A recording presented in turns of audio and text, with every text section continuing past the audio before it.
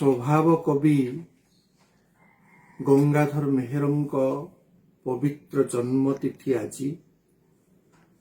ତାଙ୍କର ଜନ୍ମଭୂମି ବରପାଲିର ମାଟି ପାଣି ପବନରେ ଆଜି ଭରି ଯାଇଛି ନୂତନ ସଙ୍ଗୀତ।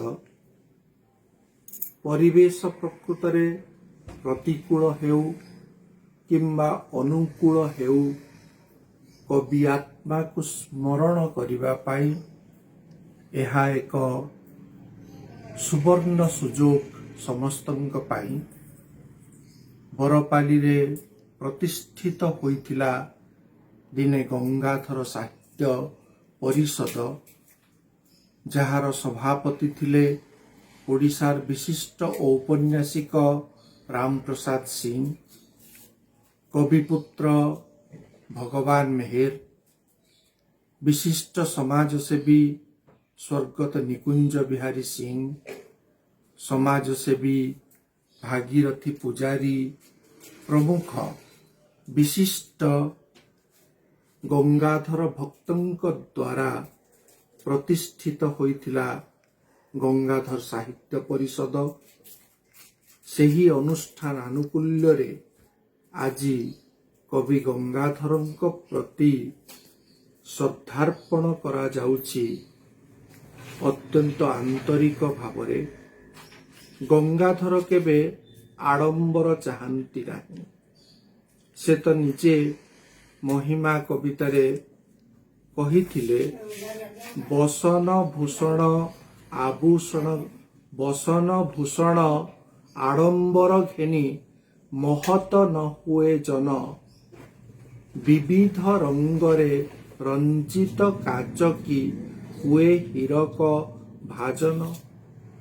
ତେଣୁ ଆଡ଼ମ୍ବର ନୁହେଁ, ଆନ୍ତରିକତା ଶ୍ରଦ୍ଧାଶୀଳତା ହିଁ ହେଉଛି ଗଙ୍ଗାଧରଙ୍କ ପ୍ରତି ଆମର ଯଥାର୍ଥ ଆନ୍ତରିକତା, ଆମର ଯଥାର୍ଥ ଶ୍ରଦ୍ଧାପ୍ଲୁତ ଭକ୍ତି ନିବେଦନ। ଆଜି ଯେଉଁମାନେ ଗଙ୍ଗାଧର ମନସ୍କ, ଯେଉଁ ଯେଉଁ ସ୍ଥାନରେ ଗଙ୍ଗାଧରଙ୍କର ପଦପଂକ୍ତି ଆଜି ନିନାଦିତ, ଯେଉଁମାନଙ୍କ ଅନ୍ତରରେ ଗଙ୍ଗାଧର ପୂଜିତ, ସେ ସମସ୍ତେ ଆଜି ଧ୍ୟାନନିଷ୍ଠ ହୋଇଛନ୍ତି ଗଙ୍ଗାଧରଙ୍କ ଭାବନା ନେଇ। ତେଣୁ ସମସ୍ତଙ୍କୁ ମୁଁ ମୋର ଆନ୍ତରିକ ଅଭିନନ୍ଦନ ଜ୍ଞାପନ କରୁଛି। ଏ ଅବସରରେ ଭାରତବର୍ଷରେ, ସାରା ପୃଥିବୀରେ ଏବଂ ଆମ ଓଡ଼ିଶାରେ ଆଜି ଯେଉଁ କରୁଣ ପରିସ୍ଥିତି, ଯେଉଁ ପ୍ରତିକୂଳ ପରିସ୍ଥିତି ସୃଷ୍ଟି ହୋଇଛି, ସେ ସମ୍ପର୍କରେ ଆମେ ସମସ୍ତେ ଜାଣୁ।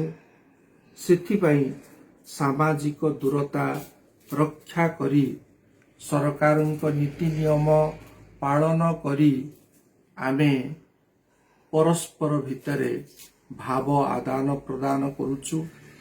ତେଣୁ ଏଭଳି ଏକ ଦୁଃସମୟରେ ଆମେ ପ୍ରକୃତରେ ପ୍ରାର୍ଥନା କରିବା ତାଙ୍କ ଜୟନ୍ତୀ ଦିବସରେ ଯେ ଏହି ବିପଦ ଟଳିଯାଉ, ଏହି ଦୁଃସମୟ ଅତିକ୍ରାନ୍ତ ହେଉ, ମଣିଷ ସମାଜ ପାଇଁ ଏକ ଶୁଭଙ୍କର ସମୟ ଆସୁ। ଗଙ୍ଗାଧର ପରା କହିଥିଲେ, ବିଶ୍ୱ ଦେଖ ମଧୁମୟରେ ଜୀବନ, ବିଶ୍ୱ ଦେଖ ମଧୁମୟ, ମଧୁର ଝରଣ କରିବ ହରଣ, ତୋ ପାପ ମରଣ ଭୟରେ ଜୀବନ। ବିଶ୍ୱ ଦେଖ ମଧୁମୟ।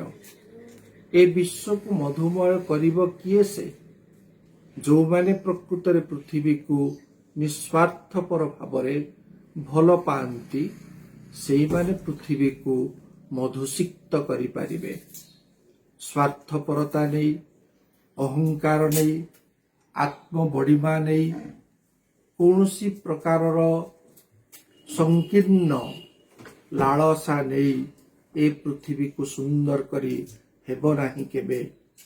ସବୁ ପ୍ରକାରର ସଂକୀର୍ଣ୍ଣତାରୁ ଯେତେବେଳେ ଆମେ ଊର୍ଦ୍ଧ୍ୱକୁ ଉଠିବା, ଯେତେବେଳେ ପ୍ରକୃତରେ ଆମେ ବୈଦିକ ଋଷିର ଅନ୍ତର ସହିତ ଅନ୍ତର ଯୋଡ଼ି ଦେଇପାରିବା, ଯେତେବେଳେ ସର୍ବେ ଭବନ୍ତୁ ସୁଖୀନଃ ମନ୍ତ୍ର ଜପ କରିପାରିବା, ସେତେବେଳେ ଆମେ ଗଙ୍ଗାଧରଙ୍କ କବିତାର ମର୍ମାର୍ଥକୁ ହୃଦୟଙ୍ଗମ କରିପାରିବା ଯଥାର୍ଥ ଭାବରେ।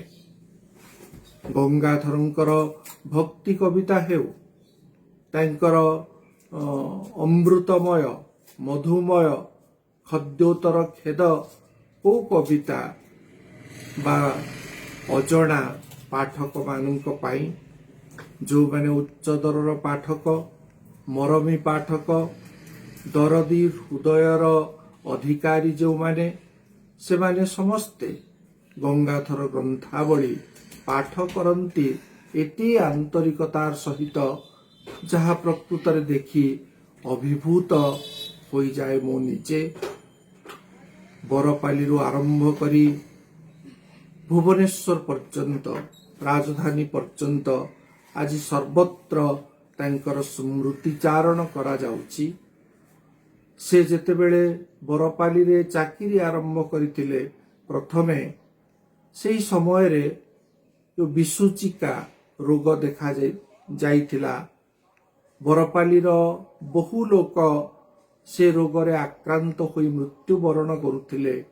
ସେ ସମୟରେ ଗଙ୍ଗାଧର ଅପୂର୍ବ ସାହସ ନେଇ ଯାଉଥିଲେ ରାଜକାର୍ଯ୍ୟ କରିବା ପାଇଁ, ଫେରି ଆସୁଥିଲେ ପୁଣି ଘରକୁ ସେଭଳି ନିରାଡମ୍ବର ଭାବରେ, ସେଭଳି ସାହସର ସହିତ। ତେଣୁ ଏହି ଯେଉଁ ସାହସିକତା, ଏହି ଯେଉଁ ନିର୍ଭୀକତା ଆଜି ଆମକୁ ବଳ ଦଉ। ସେ ନିଜ ପରିବାରକୁ ନେଇ ରାବଣଗୁଡା ଗାଁକୁ ଯାଇଥିଲେ ସୁରକ୍ଷା ପାଇଁ। ଘଟଣା ଘଟିଲା କ'ଣ? ରାବଣଗୁଡାରେ ତାଙ୍କର ପତ୍ନୀ ଶାନ୍ତା ଦେବୀଙ୍କର ଅକାଳ ମୃତ୍ୟୁ ହୋଇଗଲା।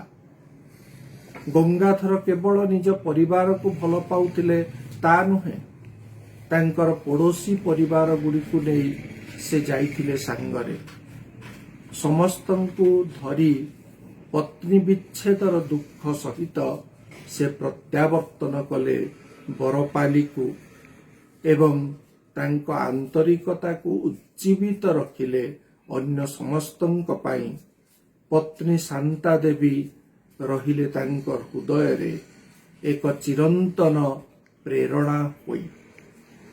ଗଙ୍ଗାଧରଙ୍କ ପତ୍ନୀ ଶାନ୍ତା ଦେବୀ ପରେ ଦ୍ୱିତୀୟ ବିବାହ କରିଥିବା ଚମ୍ପା ଦେବୀ, ତାଙ୍କର ସୁପୁତ୍ର ଜ୍ୟେଷ୍ଠ ପୁତ୍ର ଅର୍ଜୁନ ମେହେର, ଯାହାଙ୍କୁ 12 ବର୍ଷ ବୟସରେ ଗଙ୍ଗାଧର ହରାଇଥିଲେ, ତାଙ୍କର ଦ୍ୱିତୀୟ ପୁତ୍ର ଭଗବାନ ମେହେର, ଏ ସମସ୍ତଙ୍କ ଜୀବନ ଏତେ ପ୍ରକୃତରେ ପ୍ରେରଣାଦୀପ୍ତ, ଏତେ ଆହ୍ଲାଦଦାୟକ, ଏତେ କରୁଣ ହୋଇଥିଲେ ମଧ୍ୟ ସମସ୍ତଙ୍କ ନିମିତ୍ତ ଶକ୍ତି ପ୍ରଦାୟକ ଯେ ସେଠୁ ଆମେ ଅନେକ କିଛି ଆହରଣ କରିପାରିବା।